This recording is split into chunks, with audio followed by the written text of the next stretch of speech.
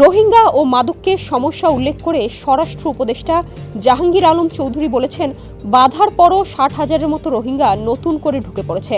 অনেক সময় মানবিক কারণে বাধাও দেওয়া যায় না, সঙ্গে বিদেশিদের একটা চাপ থাকে। এজন্য আমরাও তাদের সাহায্য সহযোগিতা বাড়াতে বলেছি। আর এটাও তো ঠিক, যারা বাংলাদেশে আশ্রয় নিয়েছে তারা কিন্তু দীর্ঘদিন ধরে একটা জায়গায় আটকা।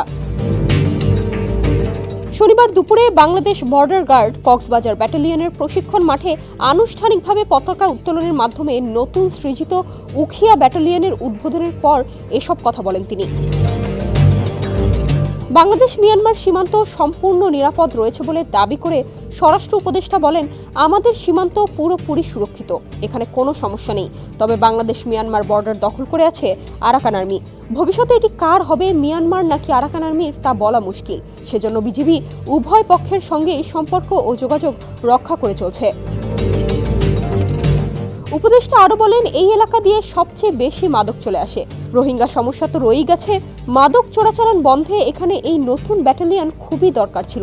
আশা করি গুরুত্বপূর্ণ ভূমিকা পালন করবে। প্রয়োজনে আমরা আরও যদি ব্যাটালিয়ন দরকার হয় তবে ভবিষ্যতে করব। তবুও বর্ডারে যেন নিরাপত্তা ও মানুষ শান্তিতে থাকে সেটা আমরা নিশ্চিত করব। বর্ডারের মানুষ আতঙ্কে রয়েছে। বাংলাদেশ মিয়ানমার বর্ডারে নিরাপত্তা প্রশ্নে আরাকান আর্মি নিয়ে আতঙ্ক সৃষ্টি হয়েছে।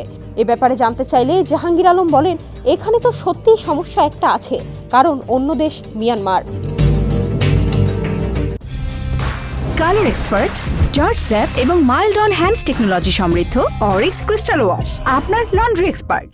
ব্রাহ্মণবাড়িয়ার কসবায় বিএসএফের গুলিতে বাংলাদেশের মৃত্যুর ঘটনা সম্পর্কে তিনি বলেন, সীমান্ত হত্যা বন্ধের ব্যাপারে কিছুদিন আগে অনুষ্ঠিত বিজিবি ও বিএসএফের মহাপরিচালক পর্যায়ের সীমান্ত সম্মেলনে সবচেয়ে বেশি গুরুত্ব দেওয়া হয়েছে। তারপরও কিন্তু সীমান্ত হত্যার মতো ঘটনা ঘটে যাচ্ছে। এটা কমানোর জন্য আমরা চেষ্টা করে যাচ্ছি।